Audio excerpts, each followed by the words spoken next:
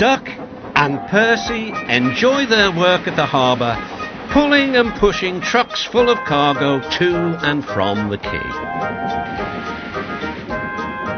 But one morning, the engines were exhausted. The harbour was busier than ever.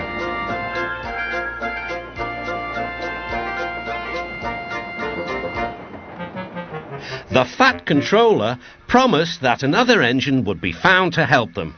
"Huh, it's about time," said Percy.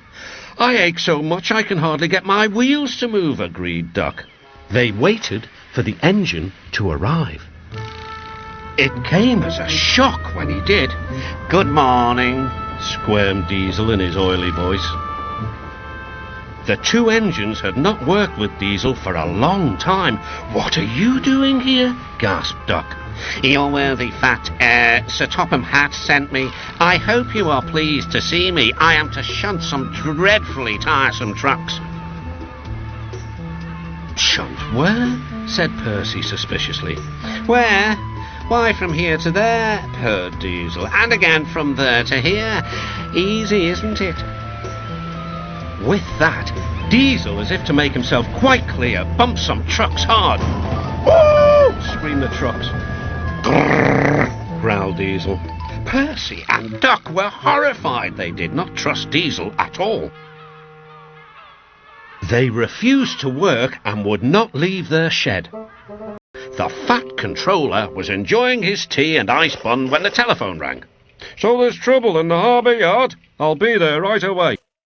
Diesel was working loudly and alone. Cargo lay on the quay. Ships and passengers were delayed. Everyone was complaining about the Fat Controller's railway. Percy and Duck were sulking in their shed. "What's all this?" demanded the Fat Controller. We're on strike, sir," said Percy. "Yes," added Duck. "Beg pardon, sir, but we won't work with Diesel, sir." Then, in a quiet, hurt voice, he added, "You said you'd sent him packing, sir." "I have to give Diesel a second chance. I am trying to help you by bringing Diesel here. Now you must help me. He was the only engine available." Percy and Duck went sadly back to work. Next morning, things were no better. Diesel's driver had not put his brakes on properly, and Diesel started to move. He went bump straight into Percy. Percy had an awful fright.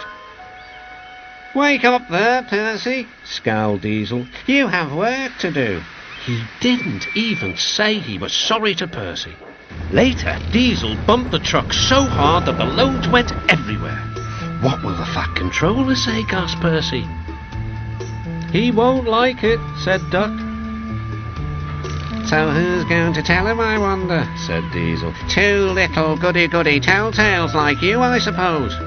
Percy and Duck did not want to be telltales, so they said nothing. Diesel, thinking he could get away with his bad behaviour, was ruder than ever. Next day, he was shunting trucks full of china clay. He banged the trucks hard into the buffers, but the buffers weren't secure. The silly trucks were sunk.